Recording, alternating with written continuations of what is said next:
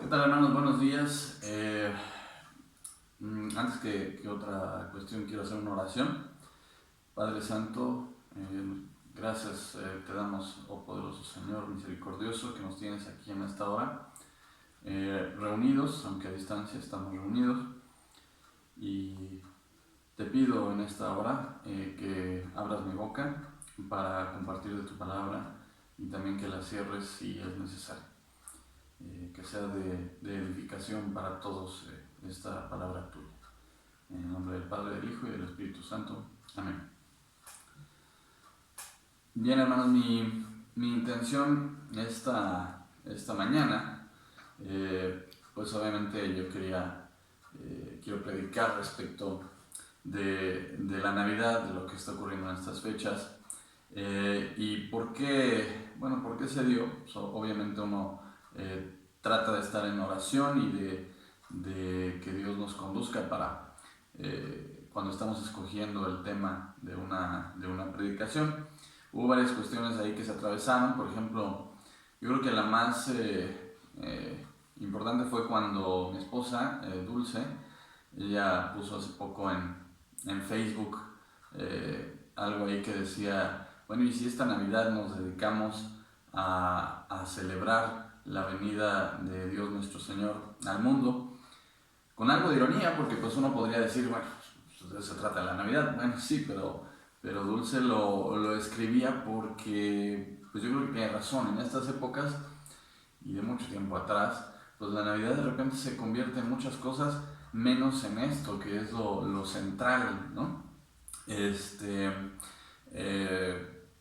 si uno ve, por ejemplo, anoche que llegaba yo de trabajar, había una película que estaban pasando, que nada más uno le pone ahí y decía Navidad con mi ex, así se llamaba la película, Navidad con mi ex. Uno aleja totalmente, ¿no?, del tema central. La canción más descargada en estas épocas, de unos 5 años para acá, la canción más descargada en estas épocas, ahora con el Spotify, es esta de Mariah Carey, la de All I Want for Christmas Is You, todo lo que quiero para Navidad eres tú. La canción no habla de Dios, la canción dice que le está hablando a su pareja y dice: todo lo que quiero para Navidad eres tú. La canción más descargada. Y uno ve los comerciales, todo esto, que la Navidad de repente involucra que el árbol, los regalos, ¿no? Jonathan hablaba de el jueves, los que pudieron estar en esa predicación, de que pues es una Navidad diferente, y que de repente muchos dicen: esta Navidad no va a ser lo mismo, va a ser peor que las anteriores. No tendría que serlo, no tendría que ser peor que las anteriores si nos centramos en lo que estamos conmemorando, ¿sí? Que no nos podemos reunir físicamente, puede ser, no va a haber el pozole, los tamales, los romeritos, el pavo, puede ser, pero no nos concentremos en los accesorios que por tradiciones, por costumbres, por mercadotecnia le hemos colocado a la Navidad. Hay que concentrarnos en la venida de Dios nuestro Señor, en el verbo hecho carne. Y bueno, para ello yo quería esta consideración. Ya leímos los primeros versículos del capítulo 2 de Lucas, lo leía David hace un momento.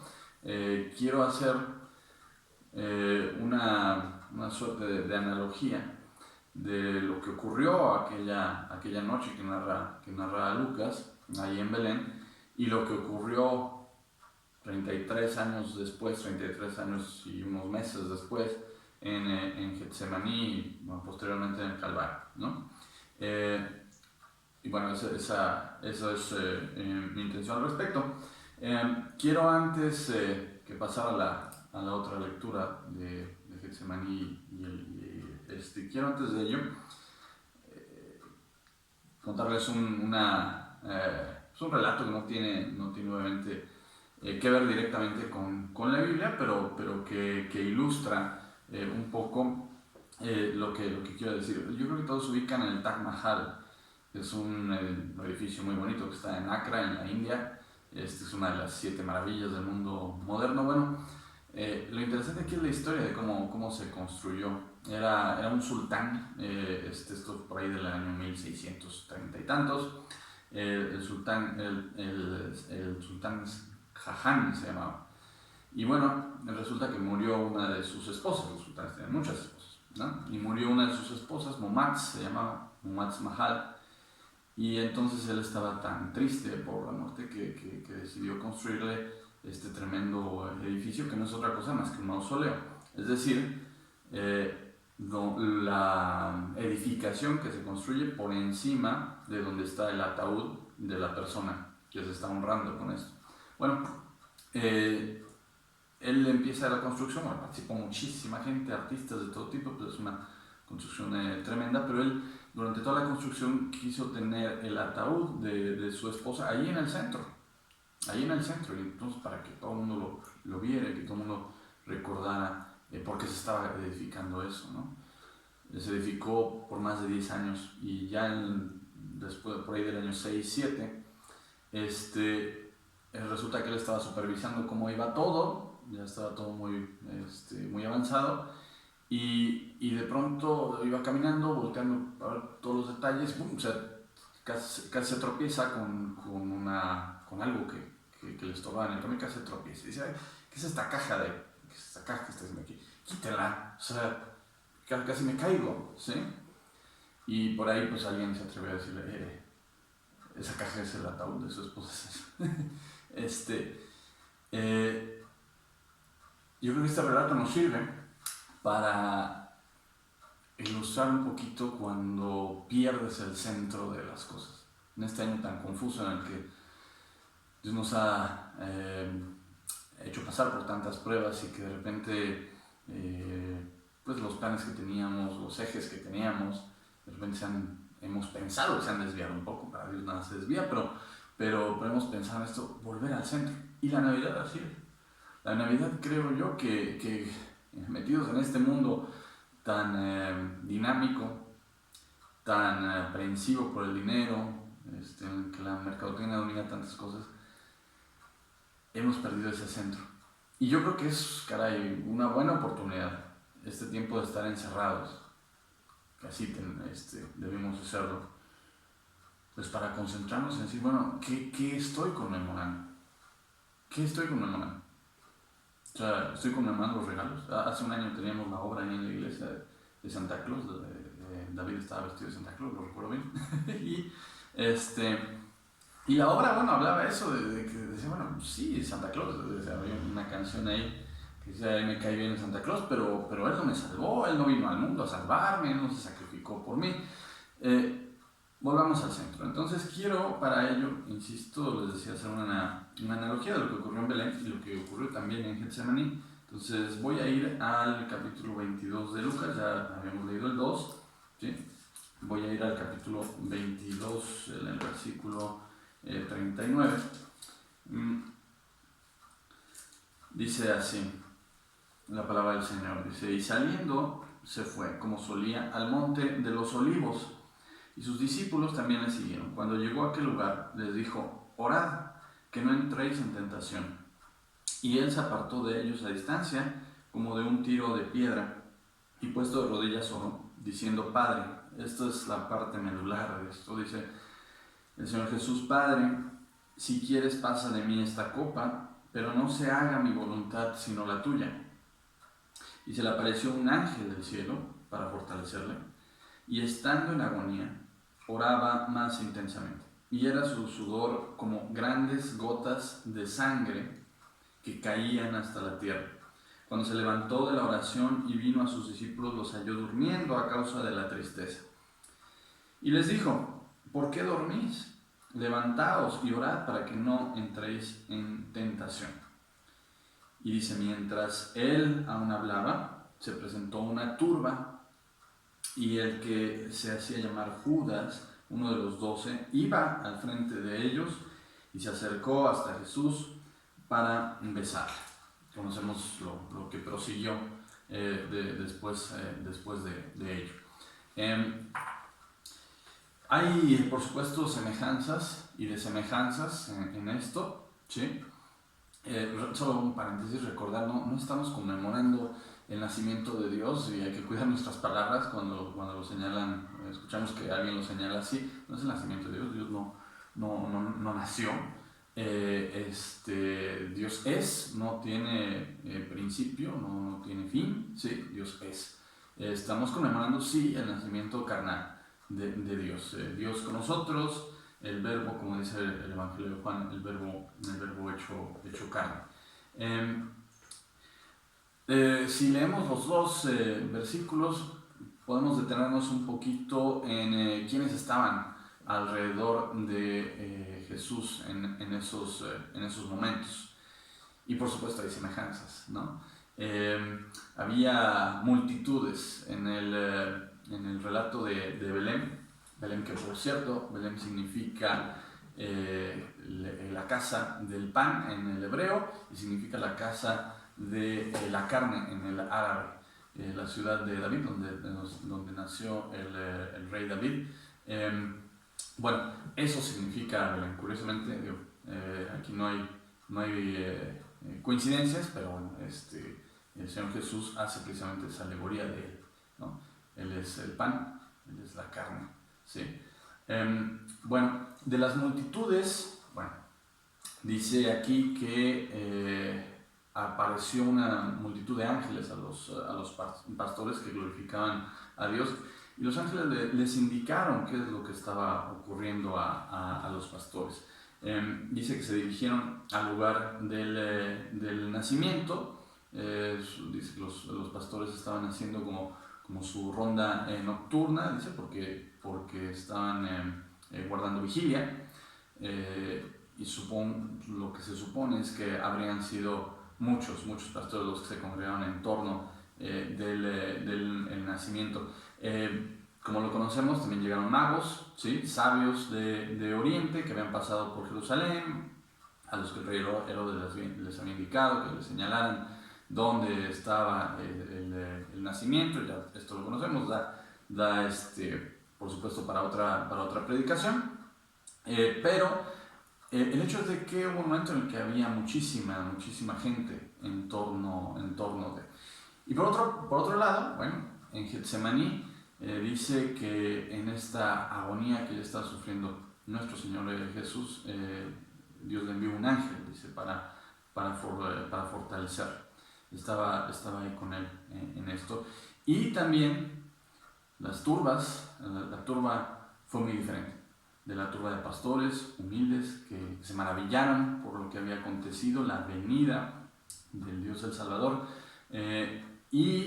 Por otro lado, en Getsemaní, pues es una turba que dice aquí Lucas que venía con espadas, que venía con palos, es decir, por supuesto no era un arresto común, ¿sí? El propio Señor Jesús, versículos posteriores les dice: me tenían todo el día en el templo, ¿por qué han venido aquí de noche? En fin, obviamente Judas sabía que al pie del monte de los olivos, en ese huerto de Getsemaní, era uno de los lugares predilectos para el Señor Jesús y para los apóstoles estar ahí. Él sabía que ahí lo podía encontrar sin ningún problema. Llega esta turba, viene esta reacción de los apóstoles, de Pedro, después, el Señor Jesús que sana a Marco, que Pedro le había cortado la oreja, en fin, y los apóstoles huyen y el Señor Jesús es arrestado. Diferentes turbas en este sentido, los que llegaron a glorificarle, a maravillarse, y la turba que llegó para arrestarle. Bueno, en la velada, lo que decíamos aquí, dice aquí que los pastores, después de haber estado viendo pues al bebé recién nacido ahí en ese pesebre, regresaron y estuvieron glorificando a Dios. Gozosos en sus corazones, regresaron a sus labores, regresaron obviamente a sus casas después y glorificaban a Dios por lo que había acontecido. ¿Qué pasó en Getsemaní? Pues no pudieron velar al Señor Jesús. El Señor Jesús les reclama a los apóstoles, no pudieron velar con ellos. En el reclamo inclusive no pudiste velar siquiera en oración. 1 hora, ellos se quedaron dormidos. En este momento en el que el Señor Jesús se aparta un poco para estar en comunión con el Padre. Los apóstoles pues no soportaron. Dice aquí el Evangelio de Lucas que fue por tristeza, pero de todos modos viene un reclamo, ¿no? Tristeza quizá por las palabras que Jesús les había dado de tiempo atrás, pero les había enfatizado en esa última cena, pero el hecho es de que cayeron en el sueño, no oraron. Respecto de las autoridades, tanto la autoridad que había en Belén como la que posteriormente arresta al Señor Jesús, podemos también hablar un poco de ello. Uno podría decir de los pastores humildes, sí, pero también cuando nos centramos en los magos de Oriente que llegaron, bueno, conocemos que llegan a Jerusalén, primero a Jerusalén porque era pues, la ciudad central. Es como quizá hoy día que para llegar a una ciudad, a un pueblo pequeño, tienes que llegar primero a una ciudad grande cercana y posteriormente de ahí trasladarte. Ellos llegaron a Jerusalén, obviamente guiados por la estrella. Ahí tienen este encuentro con Herodes y parte de su séquito, y después se dirigen a Belén. Dice que cuando el ángel les revela los planes de Herodes, ellos ya no regresan a Jerusalén, sino que regresan a sus tierras por otro trayecto para obviamente evitar ser inquiridos por Herodes. Dice que estos sabios, uno conoce magos hoy día esa palabra como pues grandes científicos, conocedores, en fin, de diferentes culturas, de la ley, etc. Bueno, ellos se postran, dice aquí, se postran ante Jesús. Bueno, el propio Herodes, yo aquí me detenía un poquito en esta palabra. El propio Herodes, ¿sí? Reconoce al Señor Jesús, reconoce, obviamente quizá malinterpretado por él, no quizá malinterpretado por él, pero entiende, por lo que le señalan los magos, que hay un rey que amenazaría su reinado. Y entonces por ello, ¿sí?, trata de engañar a los sabios, decirles, díganme dónde está para ir, y yo también adorarle, los intenté engañar, el ángel les revela después, y después él buscaría matar al Señor Jesús, tan es así que otro ángel le revela a José que tiene que huir a Egipto, ¿sí?, para resguardarse ahí de los planes de Herodes. No satisfecho o no tranquilo con que los sabios no hayan dado con él, bueno, él entonces hace una matanza completamente de niños en esto, ¿sí? Okay. Niños, ¿se pueden ir a su cuarto, por favor? Váyanse a su cuarto. Perdón. En el Calvario, ¿sí?, también hay una autoridad, ¿sí? También hay una autoridad que reconoce al Señor Jesús como tal. Ahí, cuando él estaba agonizando, ¿sí?, eso está en Marcos 15:39, dice que el centurión romano, que estaba ahí, en nuestro evangelio señala que es el capitán, ¿sí?, dice, verdaderamente este hombre era hijo de Dios. Verdaderamente este hombre era hijo de Dios. En Lucas 23:46 dice que el centurión dio gloria a Dios diciendo, verdaderamente este hombre era justo. Las autoridades de cada época terminaron por reconocer al Señor como hijo de Dios, como Salvador. Aquí quisiera yo centrarme, digamos, en pues lo que la Biblia señala que hay que guardar siempre, que son los corazones. En Belén dice, yo imagino al Señor Jesús, pues, un bebé durmiendo ahí apaciblemente, ¿sí? Yo creo que pocas cosas reflejan tanta paz como un bebé dormido. Ya cuando se despiertan, bueno, es un relajo, pero mientras están dormidos yo creo que es algo que refleja muchísima paz en medio de diferentes circunstancias. Yo creo que seguramente se han ido a un mercado, a un tianguis, pues hay gente que está ahí atendiendo pues su negocio, su pequeño negocio, y luego tienen a los niños ahí dormidos entre cajas, y caray, están en un sueño profundo que uno envidiaría, ¿no? En medio de todo el griterío, en medio del caos. Entonces uno, yo imagino, sí, al Señor Jesús ahí dormido con un bebé en su pesebre, ¿sí?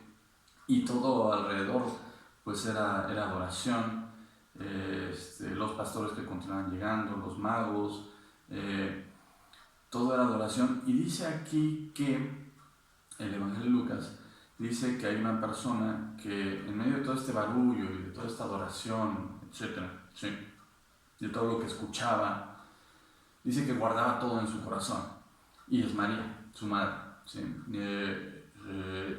Dice, guardaba todas estas cosas en su corazón.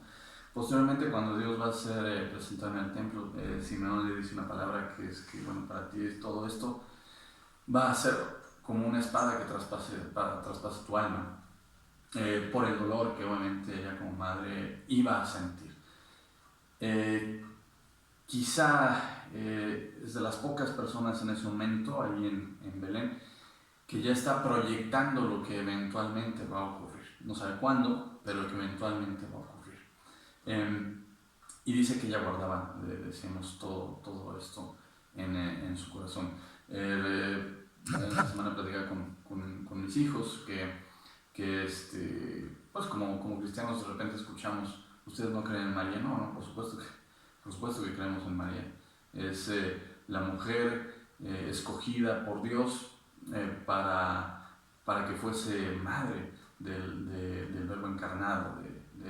Sin embargo, bueno, no la consideramos solamente una deidad, una intercesora. Eso daría tema, por supuesto, para otra predicación. No es el caso hoy.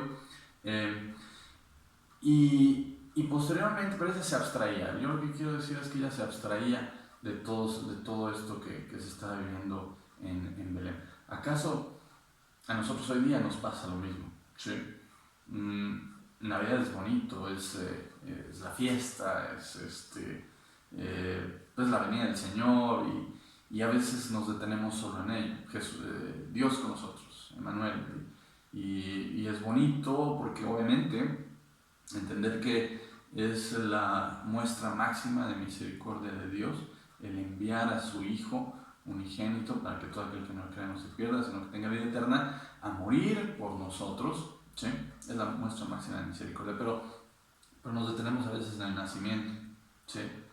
Como yo creo que muchos en ese momento en Belén se detenían. Pero si nos proyectamos que ese bebé que estaba ahí apaciblemente, ahí dormía apaciblemente, que de repente esbozaba una sonrisa, etc., ese mismo bebé iba a ser martirizado posteriormente, ¿sí? Años después, ¿sí? Entonces entendemos la totalidad, ¿sí?, de esta parte final del plan de salvación que Dios tenía para nosotros en este periodo de 33 años y medio más o menos, que se volvió, por supuesto, cruento, ¿sí?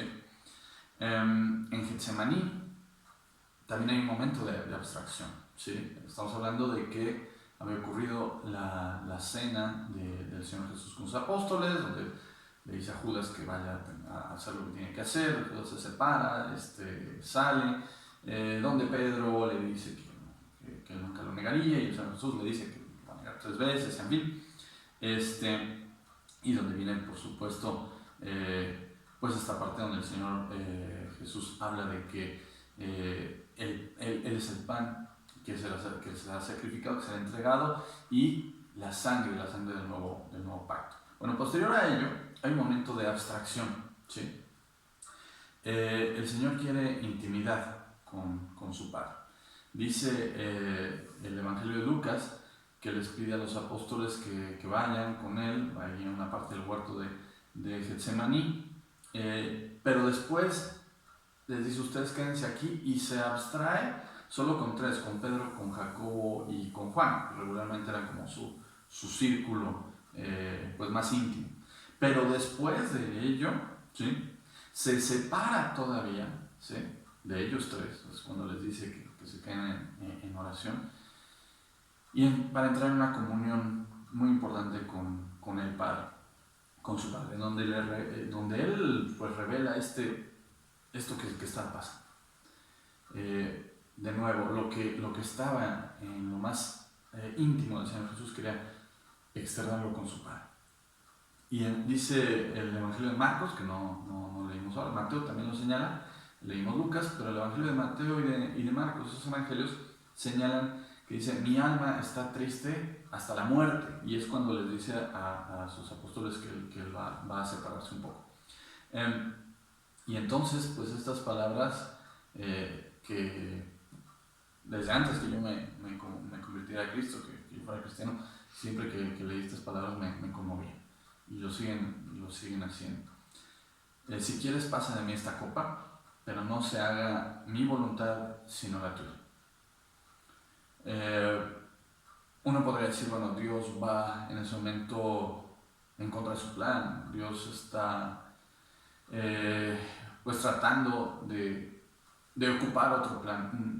En la inmensa e inconmensurable potestad de Dios, sí, pudo hacerse carne, pudo hacerse hombre, con todas las fortalezas y las fragilidades de un hombre de carne y hueso. Sí. Dice el Evangelio de Lucas que el bebé estaba envuelto en pañales, necesitaba pañales. Sí. Porque obviamente estamos hablando de un ser humano, con todas las necesidades y toda la parte fisiológica de cualquier ser humano. Por ello el Señor Jesús es tan grande, porque estuvo sin pecado, con todas las posibilidades carnales de poder pecar, y él estuvo sin pecado, sí, el Cordero sin pecado. En esa fragilidad de hombre, sí, y sabiendo que no dejó de ser Dios, sabiendo lo que iba a venir, todo el martirio que se avecinaba, ya en unos momentos más iba a ser el arresto, pues se le dice, sí, a su Padre: si tú quieres, pasa de mí esta copa. Es una analogía, dice que yo no beba de ello, no, pasa de mí este tiempo. Dice, pero no se haga mi voluntad sino la tuya. ¿Sí? El Evangelio dice que regresaba a ver a ver a sus apóstoles, y entonces ahí viene la recriminación de que estaban ellos dormidos. ¿Sí? Dice que lo hizo 3 veces, que esto que solo se señala literalmente en el Evangelio, lo hizo 3 veces. Volvió a tener intimidad y lo hizo, se lo pidió al Padre 3 veces. ¿Sí? Inclusive el Evangelio de Mateo es el único que señala que esta oración él aplica el término Abba Padre. ¿Sí? En esta súplica que le tiene a su Padre, Abba Padre, que Abba, pues si lo trasladamos al día de hoy, es una suerte como de papito, ¿sí? Un diminutivo ahí, pero diminutivo de cariño, o sea, una aproximación que solo los hijos pueden tener con su padre. O sea, Abba Padre, o sea, papito, si quieres, pasa de mí esta copa, ¿sí? Pero no solo eso, Lucas dice que él sudaba sangre, y caían, dice, gotas de sudor que caían como sangre a la tierra, lo que acabamos de leer. Y uno de repente podría decir, bueno, esto es porque solo es Dios, puede hacerlo o no. No, yo me di a la tarea de investigar, porque también desde pequeño era algo que yo decía, ¿cómo que subo sangre? O sea, en lugar de salir sudor, sale sangre, ¿cómo es esto? Pues sí, existe, es muy raro, pero existe y le puede pasar a un ser humano. Se llama, lo investigué, se llama hematidrosis, sudar sangre. Hematidrosis es el término médico, ¿sí? Dice, ocurre cuando una persona está bajo tensión o estrés extremo. Tensión o estrés extremo. Se saturan los vasos sanguíneos que están cerca de las glándulas sudoríparas. O sea, es tal tensión que, digamos, el cuerpo se inflama, ¿sí? Se saturan esos vasos sanguíneos, y entonces, junto con el sudor, pues sale sangre. Pero es rarísimo, y tiene el ser humano que estar en un estado de estrés y de tensión extremo, muy, muy extremo. ¿Sí? Bueno, a ese punto, en su oración, llegó el Señor Jesús, según lo narra Lucas. Y Lucas, bueno, sí, hizo una investigación. Lucas y Marcos son los dos evangelistas que no estuvieron directamente con el Señor Jesús, que hicieron una investigación al respecto. Por supuesto, no así Mateo y Juan, que estuvieron ahí con el Señor Jesús. Ellos, por ejemplo, no narran lo que ocurre en el nacimiento, se van directamente prácticamente al bautismo de Juan el Bautista. Tanto Lucas como Marcos, como Mateo, sí van un poco más hacia el nacimiento. Por eso son los evangelios que uno toma para narrar esta parte. Pero Lucas era médico y Lucas sabía de esto, ¿sí? Supongo que a lo mejor alguna vez había visto también a alguien llorar así. Entonces narra que el Señor Jesús sudaba sangre. Todo esto es para tratar, digamos, en la medida de lo posible, de aproximarnos en este relato que estoy tratando de hacer al momento por el que pasaba el Señor Jesús, ¿sí? En Getsemaní. Sí, un momento de abstracción, sí un momento en el que al Padre le daba esa súplica de decir, a ver, si tenemos un plan B, como le llamamos hoy día, pues lo pongo a tu consideración. Los que son padres, bueno, hace rato tuve que regañar a mis hijos, como ustedes pudieron ver, ya están en su cuarto, están distrayendo mucho, están peleando. Pero los que son padres, yo creo que entienden cómo el corazón se hace cuando un hijo te pide algo. Y cuando un hijo te pide algo en un momento de sufrimiento, en un momento por lo que sea. Puede ser quizá para uno una cuestión banal, si estamos hablando de un niño de primaria, que no quiere ir a la escuela, que no quiere hacer la tarea, lo que sea. A mi hijo, por ejemplo, Mateo, que es el chico, le da mucho miedo las inyecciones. Entonces siempre es un rollo cuando tenemos que ir a que le hagan algún tipo de estudio, le tienen que sacar sangre o que lo tienen que vacunar, en fin. Bueno, y entonces siempre, a pesar de que uno le explica todos los beneficios que tiene, que le hagan los estudios, que tiene la vacuna, etc., pues es un suplicio, ¿sí? Por supuesto que si uno tuviera otra opción para tratamiento, pues se la haría el tratamiento con menos sufrimiento. Pero no es así. Entonces, bueno, es esta la opción. Si me duele que vas a sufrir, ¿sí? Me duele que no te guste, pero pues así tiene que ser, ¿sí? En ese momento, todos tenemos que reflejarnos también, no solo en el sufrimiento del Señor Jesús. Quisiera yo que sobre todo los que son padres, pero tratar de que este ejercicio lo hiciéramos todos, lo que estaba sintiendo el padre. Ver a su hijo suplicándole esto, ¿sí? Por esa condición en la que estipulaba el plan de salvación, que era el Dios hecho carne, con todos los sufrimientos y todas las debilidades. Y en esta súplica, y el padre, pues obviamente no opta por un plan B, porque no existía un plan B, solo existía un plan A aquí, ¿sí? No opta por ninguna alternancia en el proceder. Y entonces es cuando, a ver, si el padre con ese sufrimiento que tenía y el hijo con ese sufrimiento, ¿sí? No optaron por ningún otro plan, ¿quiénes somos nosotros para tratar de idear alternativas? ¿Se puede? Entonces no se puede. ¿Quiénes somos nosotros para decir si así, así, asá puedes ser salvo? ¿Quiénes somos para idear nuevas formas de religión? En esto está todo, ¿sí?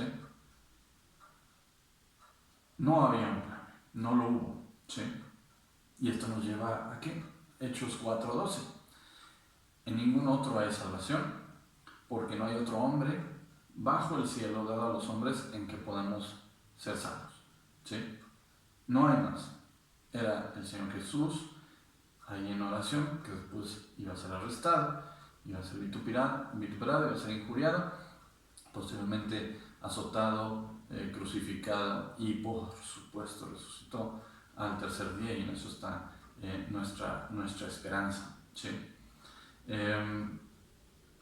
Siempre yo creo que es importante volver a esto. Es importante para una persona, yo fui inconverso mucho tiempo, es importante para una persona escuchar esta historia, ¿sí?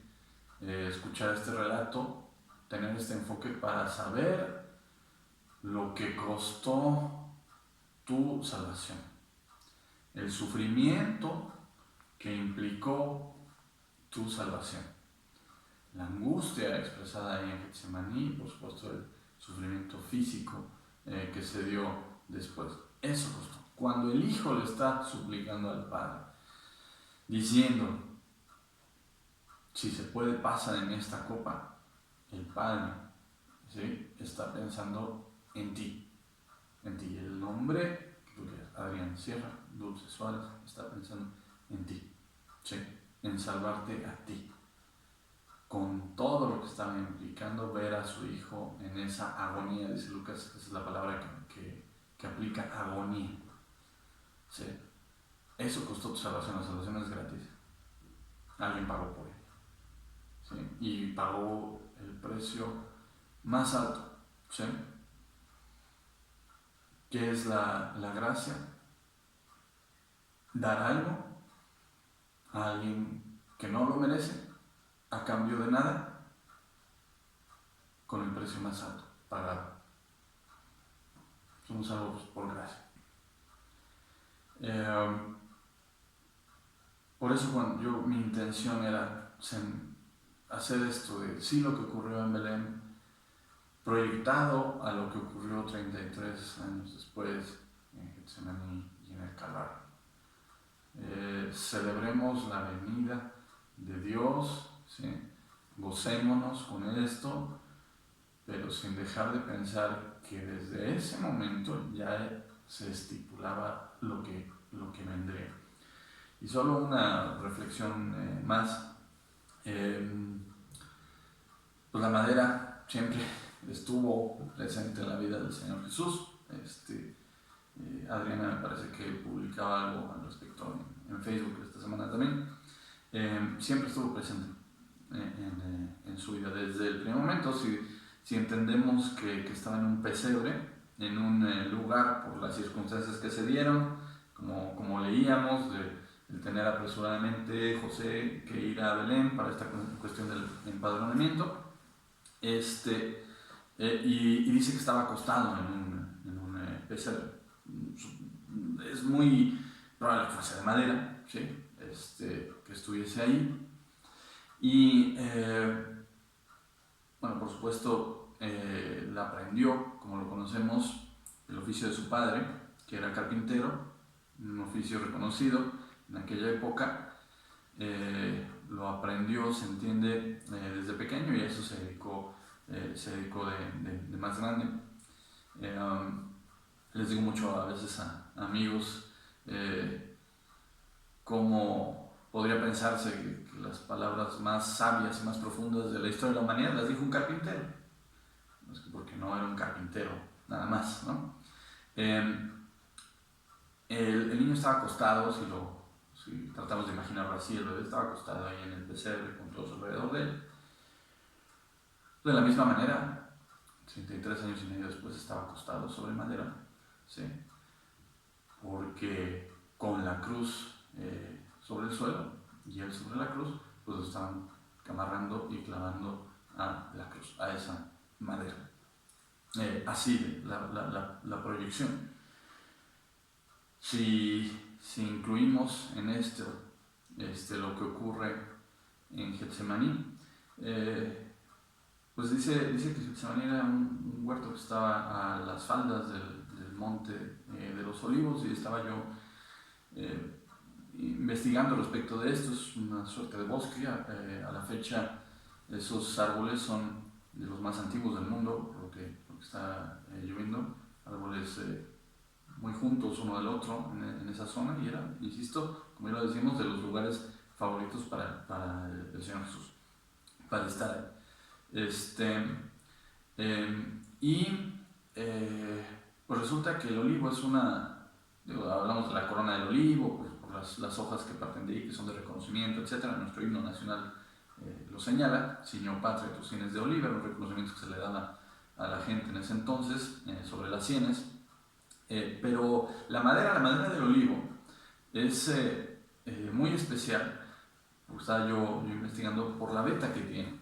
Es una veta que hace una suerte de dibujos en su interior, con un cambio de colores muy interesante, porque son colores muy claros y a la vez de repente se tornan hacia muy, muy oscuros. Y entonces los que saben de madera, yo no sé de madera, pero los que saben de maderería y todo esto, consideran al olivo como una madera única, así le señalan, muy preciada, pero es única. ¿Sí? Bueno, en ese momento en Getsemaní estaba el único que podía salvarnos. No hay más. Y él ya lo había dicho, ¿sí? Juan 14:6, yo soy el camino, la verdad y la vida. Y nadie viene al Padre si no es por mí. Solo en Dios hay salvación.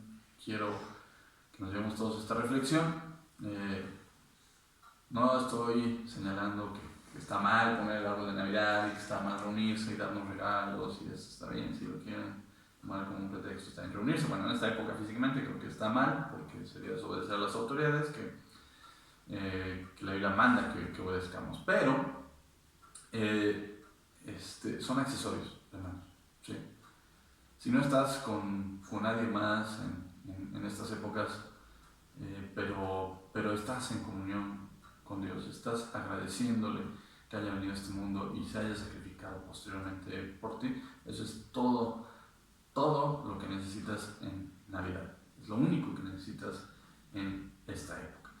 Si nos podemos señalar que si no fue en esta época, que si fue en otra, no importa. ¿Sí? Estamos conmemorando la venida del Señor, ¿sí? Y eso es lo más valioso, lo único que debería de enfocarnos, lo que deberíamos estar enfocados en esta época. Bien, vamos a hacer una oración, si me permiten. Gracias,